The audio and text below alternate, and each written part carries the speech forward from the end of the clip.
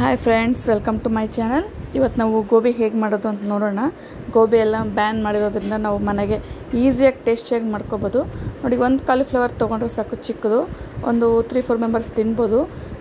ಇಷ್ಟಿಷ್ಟೇ ಬಿಡಿಸ್ಕೊಂಡು ಹುಳು ಎಲ್ಲ ಇರುತ್ತೆ. ಸ್ವಲ್ಪ ಬಿಸಿನೀರಲ್ಲಿ ವಾಶ್ ಮಾಡ್ಕೋಬೇಕೆಲ್ಲ, ಕ್ಲೀನ್ ಮಾಡಿಕೊಂಡು ಚಿಕ್ಕ ಚಿಕ್ಕದಾಗಿ ಕಟ್ ಮಾಡ್ಕೋಬೇಕು. ಇಲ್ಲಾಂದರೆ ಆಯಿಲಲ್ಲಿ ಚೆನ್ನಾಗಿ ಬೆಂದಬೇಕಲ್ಲ, ಅದಕ್ಕೆ ಬಿಸಿನೀರಲ್ಲಿ 2 ಮಿನಿಟ್ಸ್ ಇದು ಮಾಡಿಕೊಂಡು ತೂತ್ ಬೌಲ್ಗೆ ಹಾಕ್ಕೋಬೇಕು, ನೀರೆಲ್ಲ ಡ್ರೈ ಆಗೋದಕ್ಕೆ.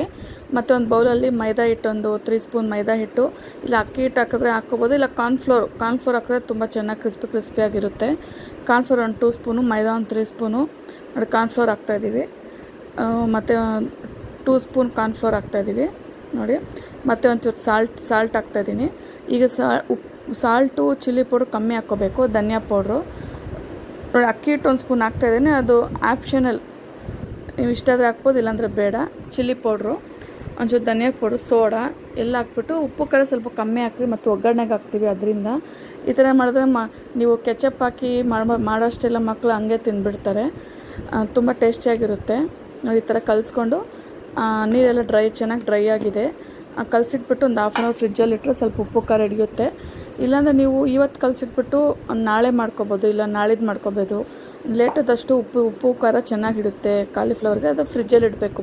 ಒಂದು ಏರ್ ಟೈಟ್ ಬಾಟಲಲ್ಲಿ ಇಟ್ಬಿಟ್ರೆ ತುಂಬ ಚೆನ್ನಾಗಿರುತ್ತೆ. 2-3 ದಿವಸ ಆದರೆ ಏನೂ ಕೆಡೋದಿಲ್ಲ. ನೋಡಿ, ಆಯಿಲ್ ಇಟ್ಬಿಟ್ಟು ಒಂದೊಂದೇ ಹಾಕ್ಕೋಬೇಕು, ಇಲ್ಲ ನಾವು ಒಟ್ಟಿಗೆ ಹಾಕಿದ್ರೆ ಎಲ್ಲ ಜಾಯಿಂಟ್ ಆಗೋಗುತ್ತೆ. ಸಿಂಗಲ್ ಹಾಕ್ಕೊಂಡ್ರೆ ಚೆನ್ನಾಗಿ ಫ್ರೈ ಆಗುತ್ತೆ.